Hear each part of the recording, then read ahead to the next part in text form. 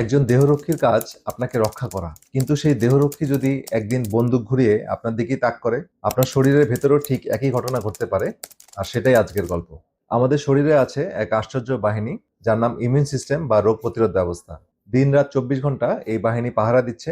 Virus ঢুকলে আক্রমণ, bacteria ঢুকলে ধ্বংস করে দিচ্ছে।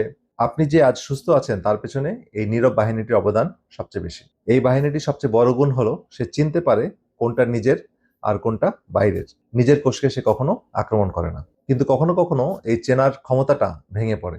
কিছু মানুষের ক্ষেত্রে ইমিউন সিস্টেম হঠাৎ নিজের সুস্থ কোষকে আক্রমণ করা শুরু করে। আক্রমণ চালায় নিজের জয়েন্টে, নিজের ত্বকে, নিজের কিডনিতে। এ ধরনের রোগকে বলে অটো ইমিউন রোগ। আর এর মধ্যে সবচেয়ে আলোচিত একটা রোগ হচ্ছে লুপাস। লুপাস ইমিউন সিস্টেমে আক্রমণ শরীরের যে কোনো জায়গায় হতে পারে। জয়েন্টে হতে পারে, আপনার স্কিনে হতে পারে, রক্তে হতে পারে, কিডনি, হার্ট, ফুসফুস, এমনকি মস্তিষ্ক পর্যন্ত। লুপাস ফাউন্ডেশন অফ আমেরিকার হিসাবে বিশ্বে অন্তত 50 লাখ মানুষ লুপাসে আক্রান্ত। আর অদ্ভুত ব্যাপার হলো, প্রতি 10 জন রোগীর 9 জনই নারী। বেশিরভাগ 15 থেকে 45 বছর বয়সী। মানে জীবনের সবচেয়ে কর্মক্ষম সময়টাতেই এই রোগ হানা দেয়। ডাক্তাররা লুপাসকে ডাকেন হাজার চেহারার রোগ বলে। কেন? কারণ এক রোগীর সঙ্গে আরেক রোগীর লক্ষণ মেলে না। কারো গালে প্রজাপতির মতো র্যাশ, কারো জয়েন্টে অসহ্য ব্যথা, কেউ এমন ক্লান্তিতে ভোগেন যে বিছানা ছেড়ে উঠতেই পারেন না, আবার কারো প্রথম ধাক্কাটাই আসে কিডনিতে। আর এই কারণেই রোগটা ধরা এত কঠিন। লক্ষণগুলো অন্য 10টা সাধারণ রোগের মতো দেখায়। লুপাস ফাউন্ডেশনের জরিপ বলছে, শুরুতে লক্ষণ শুরু হওয়া থেকে রোগ ধরা পর্যন্ত প্রায় 6 বছরের মতো সময় লেগে যায়। তো ভাবুন, 6টা বছর একজন মানুষ ভুগছেন, ডাক্তারের কাছে ঘুরছেন, আর আশেপাশে মানুষ হয়তো বলছে তোমার সব মনের ভুল।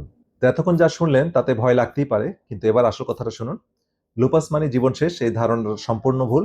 গত কয়েক দশকে চিকিৎসা বিজ্ঞান অনেক এগিয়েছে।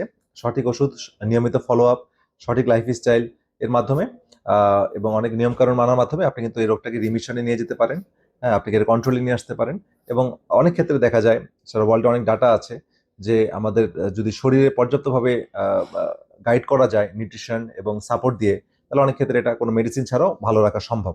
তো সেটা অবশ্যই আপনার চিকিৎসক সিদ্ধান্ত নেবেন, সেটা নিজে নিজে কখনোই করা যাবে না। তো এখন আপনার কাছে একটা অনুরোধ, এই ভিডিওটা শেয়ার করুন, কারণ যে রোগটা ধরতে 6 বছরের মতো সময় লাগে, সেখানে সচেতনতা সবচেয়ে বড় ওষুধ। আপনার একটা শেয়ার হয়তো সেই 6 বছরের ভোগান্তি 6 মাসে নামিয়ে আনবে। কমেন্টে জানান অটো ইমিউন রোগের কথা কি আপনি আগেও শুনেছিলেন, আর কোন রোগ নিয়ে পরে ভিডিওটা দেখতে চান সেটাও লিখুন। তো এমন সহজ ভাষায় স্বাস্থ্যের জরুরি কথা জানতে পেজটি ফলো করে রাখুন।